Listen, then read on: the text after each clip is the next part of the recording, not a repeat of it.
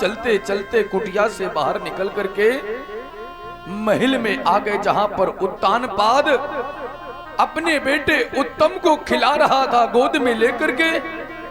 जैसे आज ध्रुव जी महाराज पहुंचे कि ध्रुव जी महाराज को देखते ही आज उत्तानपाद गदगद हो गया। उत्तम को गोद से उतार दिया और उत्तम को उतार करके ध्रुव जी महाराज को गोद में लिटाया।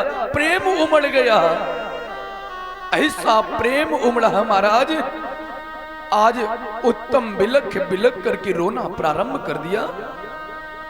जैसे उत्तम बिलख बिलख करके रोना प्रारंभ कर दिया कि उत्तम दौड़ करके अपनी मां सुरुचि के पास गए। मां, आज पिताजी ने मुझे गोद से उतार दिया है और ध्रुव को गोद में बैठा लिया है। सुरुचि दौड़ करके आई और दौड़ करके आकर के आज उत्तम को देखा कि उत्तम बिलख बिलख करके रो रहे थे। क्यों? क्योंकि आज पिता ने मुझे गोद से उतार दिया है और ध्रुव को गोद में लिटा लिया है। आज सुरुचि दौड़ करके गई और ध्रुव का हाथ पकड़ा और उत्तानपाद की गोद से उतार दिया। जैसे ध्रुव को गोद से उतारा कि ध्रुव बिलख बिलख करके रोना प्रारंभ कर दिए और आज वो सुरुचि ध्रुव से कह रही है, ध्रुव तू आज पिता की गोद में बैठना चाहता है तो ऐसे बैठने का तुझे योग्य नहीं है। फिर जा करके परमात्मा का भजन कर। जब परमात्मा का भजन करेगा तब जाकर के परमात्मा तुमको दर्शन देंगे और जब परमात्मा तुमको दर्शन देंगे तब परमात्मा कहेंगे, बेटा ध्रुव तुझे मांगना है मांग ले। तब तू ये मांगना कि मेरा जन्म सुरुचि मां के गर्भ से हो, तू ये मांगना। और जब मेरे गर्भ में तू आएगा तो जन्म होगा और जब जन्म होगा तब जाकर के तू उत्तानपाद की गोद में अपने पिता की गोद में जाकर के बैठेगा। जैसे ध्रुव ने आज सुरुचि मां के शब्दों को सुना, क्रोध में भर गए। अरे मेरी मां आज ये क्या कह रही है? दौड़ करके मां के पास, अपनी सुनीति मां के पास पहुंचे। मां, मैं जानना चाहता हूं कि मेरा असली पिता कौन है। मैं जानना चाहता हूं कि मेरा असली पिता कौन है। और जैसे असली पिता के बारे में आज सुनीति मां ने सुना, सुनीति मां असली पिता के बारे में बता रही है कि हरि व्यापक सर्वत समाना। गोस्वामी तुलसीदास जी महाराज बड़े भाव के साथ लिखते हैं, हरि व्यापक सर्वत समाना, प्रेमत प्रगट होय मह जाना।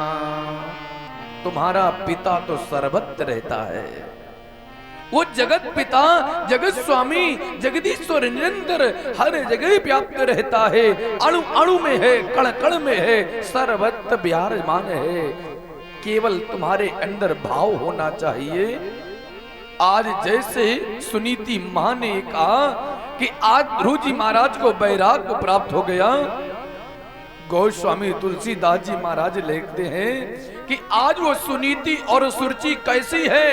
बोले महाराज, जैसे सुंदर कांड में एक चौपाई है और बड़ी सुंदर चौपाई है। क्या कि जहां सुमति तह संपत्ति नाना, जहां सुमति तह संपत्ति नाना, जहां सुमति तह संपत्ति नाना। और क्या है कि जहां सुमति तह संपत्ति नाना।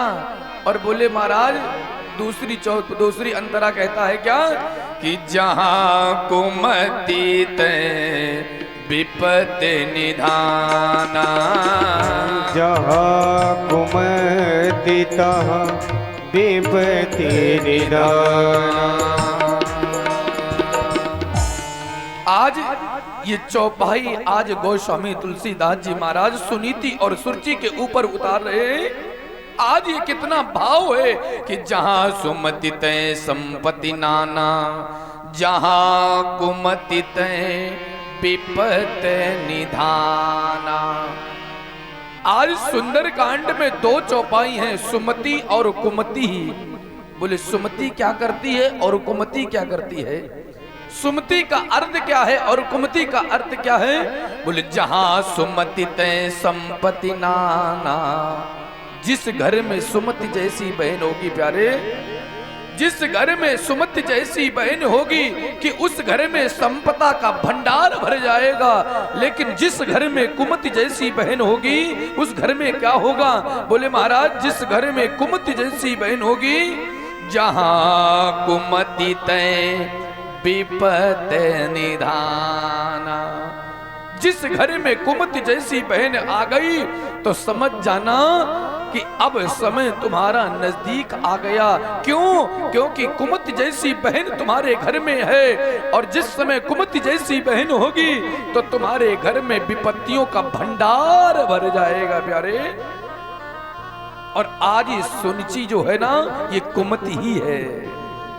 सुनीति ने आज अपने बेटे ध्रुव को बताया। ध्रुव जी महाराज अपने पिता, असली पिता को ढूंढने के लिए चल पड़े। घर को छोड़ दिया और घर को छोड़ करके आज चले जा रहे हैं जंगल में, घनघोर जंगल में आज अपने पिता को ढूंढने के लिए जा रहे हैं। जैसे घनघोर जंगल में पहुंचे कि देवर्षि नारद जी महाराज मिल गए, और जैसे देवर्षि नारद जी महाराज मिले, आज बड़े भाव के साथ ध्रुव ने देवर्षि नारद जी महाराज को देखा। देवर्षि नारद जी महाराज ने ध्रुव को देखा, बेटा ध्रुव तू इतने घनघोर जंगल में कहां जा रहा है? इस जंगल में बहुत बड़े बड़े जीव जंतु हैं, अगर तू घनघोर जंगल में जाएगा तो मैं जीव जंतु मार डालेंगे, इसलिए घर वापस लौट जा। ध्रुव जी महाराज ने सुना और ध्रुव जी महाराज ने एक शब्द कहा, महाराज अगर आप मेरे असली पिता के बारे में जानते हैं तो मुझे बता दीजिए, और अगर नहीं जानते हैं तो मेरा रास्ता छोड़ दीजिए। ध्रुव जी महाराज ने जैसे देवर्षि नारद जी महाराज से कहा कि देवर्षि नारद जी महाराज समझ गए, अरे ये तो ऐसा वैसा भक्त नहीं है, ये तो भगवान का परम भक्त है और परमात्मा को पाने के लिए जिद कर बैठा है। आज ध्रुव जी महाराज ने जैसे कहा कि आज देवर्षि नारद जी महाराज ने एक द्वादशाक्षर मंत्र दे दिया, और बड़ा सुंदर मंत्र है। ओम नमो भगवते वासुदेवाय। ओम नमो